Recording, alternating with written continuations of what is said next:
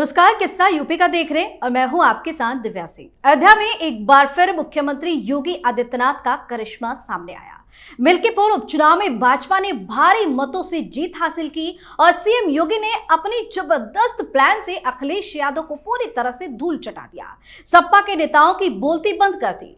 मिल्कीपुर हारने के बाद अखिलेश यादव की बौखलाहट बढ़ती जा रही है। पहले तो हार के बाद अखिलेश यादव ने भाजपा पर चुनावी तंत्र के दुरुपयोग का आरोप लगाया और अब महाकुंभ के सफल आयोजन पर भी अखिलेश यादव को चैन नहीं मिल रहा और महाकुंभ में होने वाली अव्यवस्था का जिक्र कर रहे हैं और लगातार योगी सरकार पर निशाना भी साध रहे हैं। तो वहीं दूसरी तरफ राहुल गांधी एक बयान की वजह से मुसीबत में फंस गए हैं।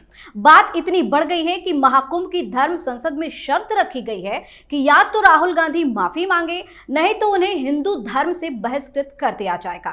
हाथरस की दुष्कर्म पीड़िता के संदर्भ में संसद में दिए गए भाषण के दौरान कांग्रेस सांसद राहुल गांधी ने कुछ ऐसा कह दिया कि अब साधु संत नाराज हो गए हैं। आज इसी पर चर्चा करेंगे। मेरे साथ स्टूडियो मौजूद है कैपिटल टीवी के executive editor Rajeev sir. Sir, आपका स्वागत है। धन्यवाद। सर, सबसे पहले तो अयोध्या का जिक्र करेंगे। मिल्कीपुर में जिस तरीके से जबरदस्त जीत दर्ज की है योगी आदित्यनाथ ने और जिस तरीके का घमंड पहले से अखिलेश यादव दिखा रहे थे, इस बार क्या लग रहा है जनता ने जिस तरीके का जनादेश दिया है, किस तरीके का मैसेज दिया है अखिलेश यादव को? देखिए, अखिलेश यादव को एक मैसेज दिया है और योगी आदित्यनाथ ने बहुत ज्यादा प्लानिंग नहीं की थी। ये भरमाने वाली बात है। जो लोग हिंदुओं की ताकत को दिखाने में डरते हैं वो बार बार इस बात का जिक्र करेंगे। सारे मंत्री उतार दिए, अलग अलग क्षेत्रों में अलग अलग लोगों को उतारा, सारे अपने जो विधायक थे अलग अलग क्षेत्रों के अलग अलग जातियों को उसको उतार दिया, कास्ट कॉम्बिनेशन को साधा। ये सारी बातें जो है इसलिए बताई जाती है कि अभी भी हिंदुओं की ताकत को प्रदर्शित करने की हिम्मत मीडिया में नहीं है, पत्रकारों में नहीं है। ये नहीं बता पाते कि हिंदू एकीकरण सबके ऊपर कैसे भारी पड़ सकता है।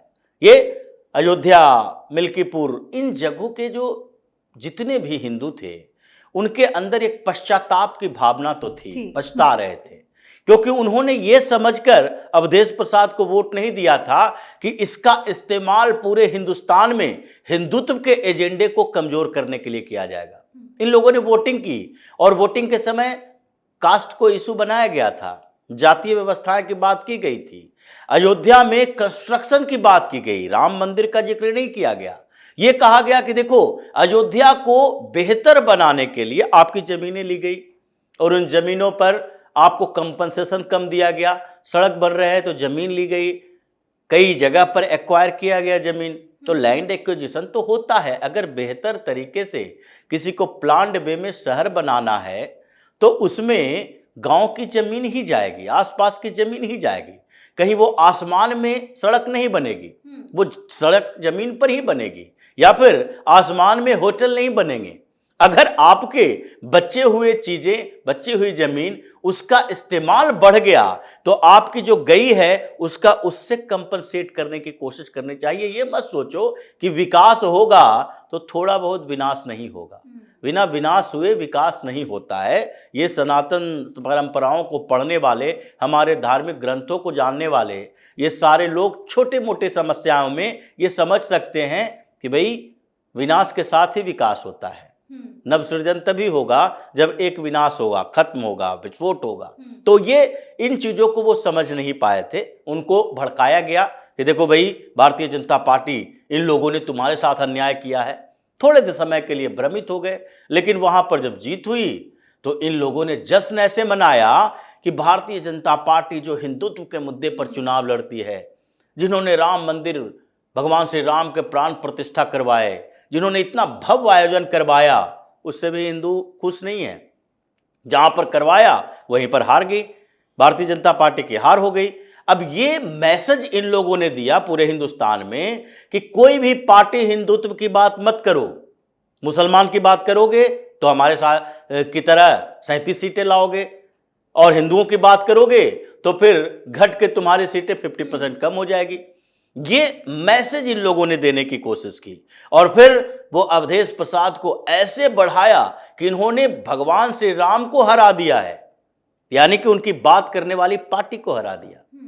कहने का मतलब यही था कि देखो, ये अवधेश प्रसाद हैं जो उस क्षेत्र में भारतीय जनता पार्टी को हरा दिया, जो इस हिंदुत्व की विचारधारा का प्रतिनिधित्व करती है। लेकिन अब उसी अवधेश प्रसाद का वीडियो भी सामने आया जहां वो फूट फूट कर रोते नजर आए। बिल्कुल, और लोगों को ये इस बीच समझ में आ गया कि इसका इस्तेमाल हथियार के तौर पर पूरे हिंदुस्तान में घूम घूम कर ये इंडी अलायंस के ये टुकड़े टुकड़े गैंग वाली पार्टियां ये कर रही है कि देखो कोई भी अब हिंदुत्व की बात मत करो। इन लोगों ने यही बात कर करके किसी तरीके से हिंदुत्व वाली पार्टी उद्धव ठाकरे का वैचारिक परिवर्तन करवा दिया। धर्म परिवर्तन तो वो नहीं किए, लेकिन वैचारिक परिवर्तन तो कर लिया। धर्मांतरण की जगह विचारांतरण कर लिया। और एक जो भगवा पार्टी थी पूरे हिंदुस्तान में, मतलब भारतीय जनता पार्टी से भी कट्टर हिंदुत्व वाली पार्टी, उसको इन लोगों ने सोकल सेकुलर पार्टी में ये शामिल कर लिया। और वो मुस्लिम परस्तों की बात कर रहे हैं, मुसलमान कर रहे हैं महाराष्ट्र में घूम घूम कर। तो ये लोग चाहते हैं कि ऐसे अपना दायरा बढ़ाओ, धीरे धीरे सेकुलरिज्म के नाम पर मुस्लिम परस्त राजनीति करने वाली पार्टियों की संख्या बढ़े, भारतीय जनता पार्टी अलग थलग पड़ जाए। ये नीतीश को मिलाने की कोशिश करेंगे, नायडू को मिलाने की कोशिश करेंगे, जगन मोहन रेड्डी को कंफ्यूज करेंगे, पटनायक को कंफ्यूज करेंगे, हर स्टेट में अलग अलग पार्टियों को, रामविलास पासवान के बेटे चिराग पासवान को कंफ्यूज करेंगे कि देखो तुम मुसलमानों को छोड़ नहीं सकते, मुसलमानों की राजनीति करो। जो 15-20% है उसकी वो राजनीति के केंद्र में रहे, जो 80% से ज्यादा है वो राजनीति के केंद्र से बाहर चला जाए, वो बॉर्डर लाइन पे खड़ा रहे कि कोई हमारी बात कर लो, कोई हमारी बात कर लो। अब ढूंढने पर एक पार्टी मिले भारतीय जनता पार्टी, कहीं और कोई एक दो पार्टी छोटी छोटी पार्टियां मिले। अब महाराष्ट्र में जो स्थितियां चली है उसमें उद्धव ठाकरे की पार्टी तो चली गई, अब राज ठाकरे की पार्टी से कितनी उम्मीद की जा सकती है, क्योंकि वो बहुत छोटी पार्टी है। ऐसे छोटी छोटी पार्टियां दिखाई पड़ती है जो हिंदुत्व की बात कर सके, तो उसकी संख्या ही कम है। वो विकल्प नहीं छोड़ा इन लोगों ने, 60-70 सालों में सारी ऐसी पार्टियों को खत्म कर दिया जो हिंदुत्व की बात कर सके। तो ये वैचारिक परिवर्तन था और यहां के लोगों का पछतावा था मिल्कीपुर में, जो अखिलेश यादव को पिट पिटाकर जाना पड़ा। वहां से हिंदुओं से पिट गए, ये कोई जातियों से नहीं, हिंदुओं से पिटकर ये चुनाव आयोग को कफन भेज रहे हैं। पूरा दुरुपयोग किया गया मशीनरी का। डर इसको अखिलेश यादव को इस बात का नहीं है कि मिल्कीपुर में हार गए, डर इसके संकेत का है, संदेश का है कि अगर योगी ऐसे आक्रामक रहे और हिंदू पिछली बार की गलतियों से पछतावा ले लिए कि अखिलेश यादव जैसे ये मुस्लिम राजनीति करने वाली पार्टी को 37 सीटें अगर लोकसभा में दोगे तो फिर ये अड़ंगा लगाएगा वक्फ बोर्ड संशोधन विधेयक को पारित होने में, ये आगे अड़ंगा लगाएगा प्लेसेस ऑफ वर्शिप एक्ट को खत्म करने में, ये आगे अड़ंगा लगाएगा यूसीसी को लागू करने में। तो इसलिए इस बात का लोगों में अगर इसका मैसेज चला गया तो उसके बाद इसकी तो राजनीति गई। उत्तर प्रदेश में फिर उसी रास्ते पर खड़ा रहेगा जो 2014-2019 में हो गया था। ये 2024 में इसको बूस्टर डोज मिल गया है, तो ये हिंदुओं से पिटकर भागा है और इसलिए परेशानी इसके अंदर आ रही है कि आगे लगता है कि ज्यादा दिन तक ये राजनीति तो नहीं क्या चल पाएगी। यही सब वजह है क्या कि महाकुंभ को लेकर बार बार के इस तरीके के बयान सामने आ रहे हैं अखिलेश यादव की तरफ से? बिल्कुल, और ये अब चाह रहा है कि किसी तरीके से हिंदुओं को लड़ाओ। देखो जो महाकुंभ है, महाकुंभ में हिंदुओं का ही महापर्व है, ये मुसलमानों के लिए नहीं है, ये गैर हिंदुओं के लिए नहीं है। हाँ, सनातन के प्रति श्रद्धा भाव रखने वाले लोग जा रहे हैं, अपना नामाकरण भी कर रहे हैं, डुबकी लगा रहे हैं, जिसको श्रद्धा है, लेकिन है वो सनातनी ही होगा, हिंदू हो या फिर क्रिश्चियन ही क्यों ना हो, लेकिन सनातनी होगा, उसको इस पर श्रद्धा होनी चाहिए। तो ये हमारा महापर्व है और उसमें तुम अव्यवस्था करके लोगों को भ्रमित कर रहे हो। ये वहां जाने वाले तो हिंदू हैं और तुम उसी को तोड़ रहे हो। क्यों? क्योंकि योगी से तोड़ना है तुम्हें, इस व्यवस्था से तोड़ना है कि तुम एकजुट ना रहो। वहां जाकर और आओगे और कहोगे कि अच्छी व्यवस्था थी, तो उसके बाद क्या होगा? उसके बाद हिंदू एकता बढ़ेगी। तो इसलिए ये अब एक एक करके इस पूरे अभी जिस तरीके से गुंदे हुए हैं सारे लोग, हिंदुओं में एक दूसरे से जुड़े हुए हैं, उस कड़ी को तोड़ने की कोशिश करेगा और उसकी तैयारी इसने कर दी है। महाकुंभ पर संसद में हंगामा, भगदड़ हुई, ये सबको अफसोस है तुम्हारे अलावा। अखिलेश यादव को अफसोस नहीं है, अखिलेश यादव को इस बात की चिंता है कि और ज्यादा लोग क्यों न मर गए, जिसके कारण और ज्यादा बदनाम करने के लिए हमारे पास आधार हो जाता।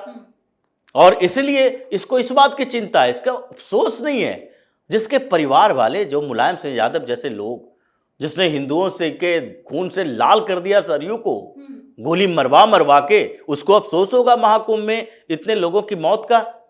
ये अफसोस करने वाला नहीं है, बल्कि ये चिंता इसको इस बात की है कि देखो अगर ये ज्यादा बड़ा होता तो हमारे पास ज्यादा बड़ा मौका मिलता भ्रमित करने का।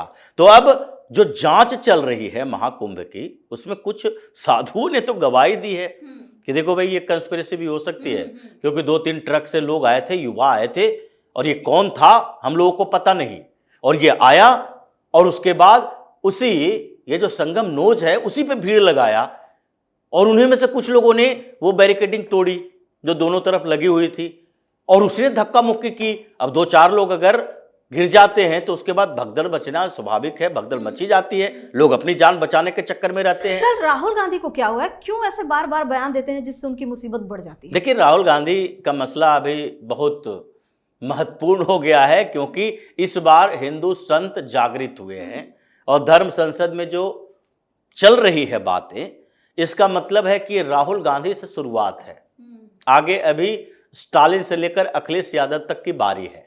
राहुल गांधी अभी विपक्ष के सबसे बड़े नेता हैं, और ये दिग्भ्रमित हो गए हैं। तो इन लोगों ने हिंदुओं के बहिष्कार की जो बात की है, इसका सीधा सा मतलब है कि आप संतों का निरादर करोगे, सनातन का निरादर करोगे, हिंदू देवी देवताओं का अपमान करोगे, हमारा अपमान करोगे, तो हम तुम्हें बहिष्कार तुम्हारा करेंगे। अब बहिष्कार होगा, इसका मतलब है कि संत समाज के तरफ से ये कहा जाएगा कि भाई ये व्यक्ति चुनाव के समय ये जनेऊ धारण करके, टीका लगा के, रुद्राक्ष पहन के मंदिर में घुस जाता है, इसको मंदिर से बहिष्कार करो, एंट्री बैन करो इसकी। अगर ये माफी नहीं मांगता, एंट्री बैन करो, होना चाहिए ये। एक सुखबीर सिंह बादल जो मुख्यमंत्री थे जी पंजाब के, और उस समय एक गुरु ग्रंथ साहिब का अपमान हुआ, और उसमें उनकी भूमिका संदिग्ध बताई गई। क्यों? क्योंकि जो उसके लिए सिख समुदाय के लोग प्रदर्शन कर रहे थे, उस पर गोली चला दी गई। आज क्या हस्त्र है, आज उनको माफी स्वीकार नहीं हुआ, सेवा देना पड़ा। वो जाकर आप खड़े रहो भाई, सेवा दो स्वर्ण मंदिर में, और उस सेवा देने के बावजूद माफी नहीं मिल रही है, गोली चला रहा है उसके ऊपर। ये स्थिति है जी। तो भाई सनातन धर्म में भी ये स्थिति कुछ थोड़ी आनी चाहिए। हमारा तुम खिलाफ करते रहो, विरोध करते रहो, और हम कोई एक्शन तुम्हारे ऊपर न लेना पड़ेगा।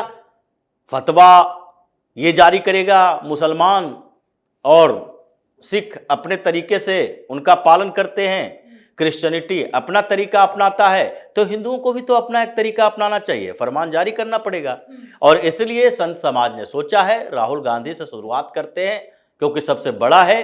अभी जड़ पर हमला करो, ये पत्ते फुनगियां जो है ये अपने आप मुरझा जाएंगे। अगर नहीं मुरझाता तो फिर एक एक करके छटनी करना शुरू करेंगे। अब हिंदू पहले वाला हिंदू नहीं रहेगा, जागृत हुआ है, स्वाभिमानी हुआ है, अब इसका बदला खुद से लेगा। सब कुछ सरकार, न्यायालय, कोर्ट कचहरी, पुलिस पर निर्भर नहीं छोड़ा जा सकता। जी बहुत बहुत धन्यवाद सर तमाम जानकारी। धन्यवाद। तो मिल्कीपुर विधानसभा सीट पर हुए उपचुनाव में वहां की जनता के जनादेश ने अखिलेश यादव को पूरी तरह से शर्मसार कर दिया। कहा जा रहा है कि अयोध्या की जनता ने पहले से ही तय कर रखा था कि किसी भी हालत में समाजवादी पार्टी के अहंकार को चूर करना है। इन सब के बीच अपनी लाज बचाने के लिए अखिलेश यादव बार बार महाकुंभ के सफल आयोजन पर सवाल उठा रहे हैं, लेकिन सनातन प्रेमियों को इससे कोई फर्क नहीं पड़ रहा। वो अपने आप में मग्न है, संगम में डुबकी लगा रहे हैं और सीएम योगी की जमकर तारीफ भी कर रहे हैं। किस्सा यूपी का में आज के लिए इतना ही। अगर आपने अभी तक हमारे चैनल को सब्सक्राइब नहीं किया है तो सब्सक्राइब कर लीजिए, हमारे वीडियो को लाइक कीजिए, शेयर कीजिए, हमारे वीडियो पर कमेंट करके जरूर बताएं कि आपको हमारी खबर कैसी लगी। धन्यवाद।